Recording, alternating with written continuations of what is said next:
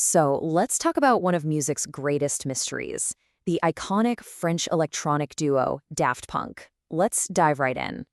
For almost 30 years, these two helmeted figures were absolute superstars on a global scale.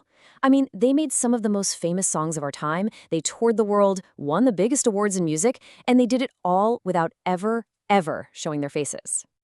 So that brings us to the big question, right? How did they pull that off? In an age that's obsessed with celebrity, how did being anonymous become their biggest superpower? Well, to figure that out, we've got to go back to the very beginning, before the robots. So who were the humans inside those incredible helmets? Let's rewind the clock. Long before Daft Punk was even a thought, there was just Thomas Bangalter and Guy-Manuel de Homem-Christo. They met as kids basically at a high school in Paris and just immediately bonded over their love of music, making demos together. Now, you might be surprised to hear this, but their first real band wasn't electronic at all. It was an indie rock band called Darlin. It was super short-lived. We're talking a couple of gigs, a few songs, and then they broke up. But somehow they managed to get the attention of a music critic over in the UK. And that critic, well, he called their music a daft punky thrash. Now, for most bands, that would be it, right? Game over.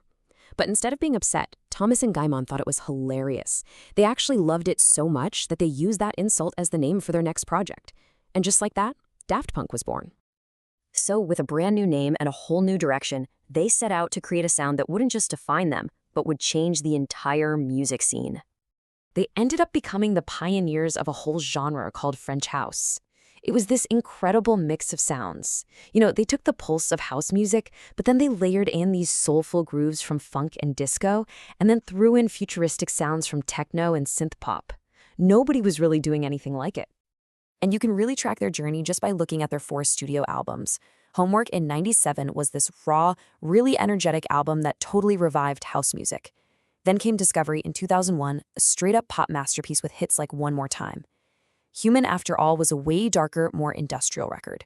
And then they capped it all off with Random Access Memories in 2013, which was this beautiful tribute to live music from the 70s and 80s. But here's the thing about Daft Punk, right? Their influence wasn't just what you heard. How they looked, how they presented themselves, was every bit as revolutionary as their music. Right from the very start, these guys were not into the whole fame thing. They wanted the focus to be 100% on the music. So in their early press photos, they would hide their faces with pretty much anything they could get their hands on, from cheap Halloween masks to literally putting bags over their heads. Then 2001 hits. The album Discovery comes out, and everything changes. They debuted their iconic robot personas, and this was the real turning point. It wasn't just a costume, it was like they were blurring the line between fiction and reality. And that created this powerful mystique that ironically made them even more famous. And their live shows? Oh, their live shows took this whole visual story to a completely different level. The Alive 2007 tour is, well, it's legendary.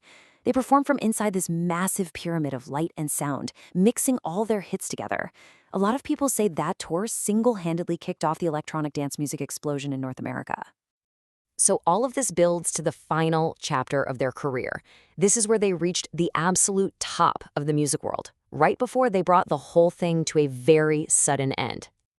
So in 2014, their album Random Access Memories just completely cleaned up at the Grammys. They won 5 awards that night, including the 2 biggest ones you can get, Record of the Year for Get Lucky and the huge one, Album of the Year. And of course, they walked up on stage and accepted them silently, in their full robot gear. A couple years later, they finally hit a milestone that had somehow slipped through their fingers their whole career. They collaborated with The Weeknd on his song Starboy, and it went straight to #1 in the US.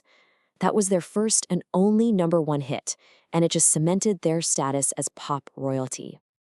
And then it was over.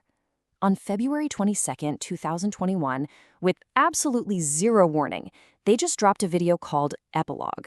It showed one of the robots exploding, the other one walking off into the sunset, and just these dates on the screen. After 28 years, Daft Punk was done. So the big question is, why? Why stop? Years later, Thomas Bangalter finally explained it. He said he was really getting worried about the rise of AI and technology's place in our world. He said, and I'm quoting here, "As much as I love this character, the last thing I would want to be in the world we live in 2023 is a robot."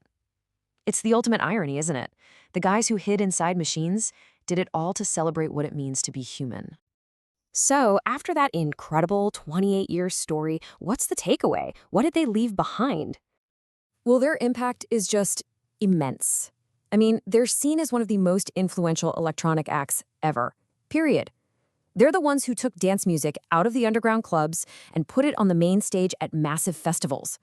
They taught a whole generation of artists that it's okay to completely reinvent yourself. And, I mean, come on, Rolling Stone ranked them the 12th greatest musical duo of all time. That says it all. Honestly, I think this quote from Pitchfork just nails it perfectly. You can't imagine what modern electronic music would even sound like without Daft Punk. Their DNA is just woven into the fabric of it all. And that kind of leaves us with one last thing to think about. In our world right now, where we're all talking about AI and algorithms creating art, what can we learn from the story of Daft Punk? The two artists who famously pretended to be robots, only to end up creating some of the most soulful, emotional, and deeply human music of our generation.